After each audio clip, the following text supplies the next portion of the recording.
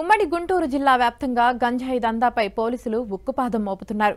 గత ప్రభుత్వ హయాంలో విక్రయాలు, అఘాయిత్యాలు విచ్చలవిడిగా జరగగా కూటమి పాలనలో కట్టుదిట్టమైన కార్యాచరణతో ముందుకెళ్తున్నారు. ఓవైపు విక్రయదారులపై నిఘా పెట్టి అక్రమ రవాణాకు అడ్డుకట్ట వేస్తున్నారు. మరోవైపు విద్యా సంస్థల్లో అవగాహన సదస్సులు పెడుతూ మార్పు తీసుకువచ్చేందుకు ప్రయత్నాలు చేస్తున్నారు.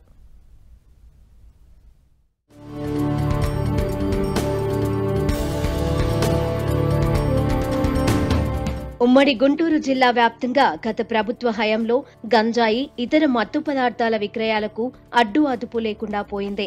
ఎక్కడ పడితే అక్కడే వాటి విక్రయాలు యథేచ్ఛగా సాగాయి.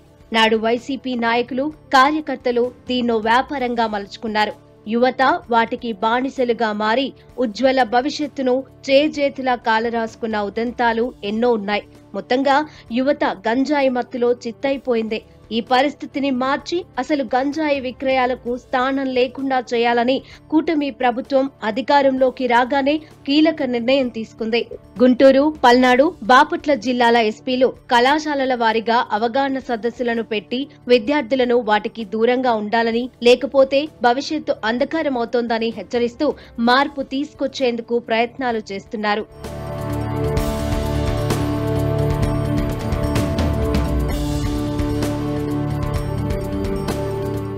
నాటి సీఎం జగన్మోహన్ రెడ్డి ఇంటికి సమీపంలోనే ఓసారి గంజాయి దొరికింది. అంతేకాదు అప్పట్లో మహానాడు రోడ్డులో అందబాలికపై నిందితుడు గంజాయి మత్తులో అఘాయిత్యానికి పాల్పడగా కేకలు పెట్టడంతో నరికి పరారయ్యాడు. సీతానగరం ఘాట్లో గంజాయి బ్యాచ్ ఓ యువతిని కాబోయే భర్త కళ్ళెదుటే అత్యాచారం చేసి పరారు కావడం అప్పట్లో సంచలనమైంది. గుంటూరు నగరం, తుళ్లూరు మండలాలలో అయితే పాఠశాల విద్యార్థులే గంజాయి ప్యాకెట్లతో దొరికిన ఉదంతాలు ఉన్నాయి. నాటి ప్రభుత్వం ఈ విక్రయాలకు కళ్ళెం వేయకపోవడంతో ఊరూరా గంజాయి గుప్పుమనేది.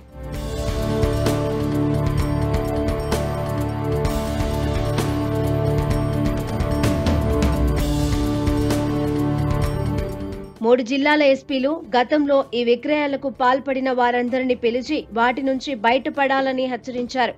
గంజాయితో పట్టుబడితే వారిపై రౌడీ షీట్ తెరుస్తామని హెచ్చరించి నిరంతరం వారి కదలికలపైన నిఘా పెట్టడంతో చాలా మంది విక్రేతలు ఇప్పటికే ఆ వ్యవహారాల నుంచి బయటకొచ్చేశారు. అయినా అడపాదడపా ఘటనలు బయటపడుతూనే ఉన్నాయి. విశాఖ ఏజెన్సీ నుంచి బెంగళూరు, చెన్నై తదితర దూర ప్రాంతాలకు వాహనాలలో తరలిస్తూ గుంటూరు రేంజ్ లో పలుచోట్ల పోలీసులకు గంజాయి విక్రేతలు చిక్కారు.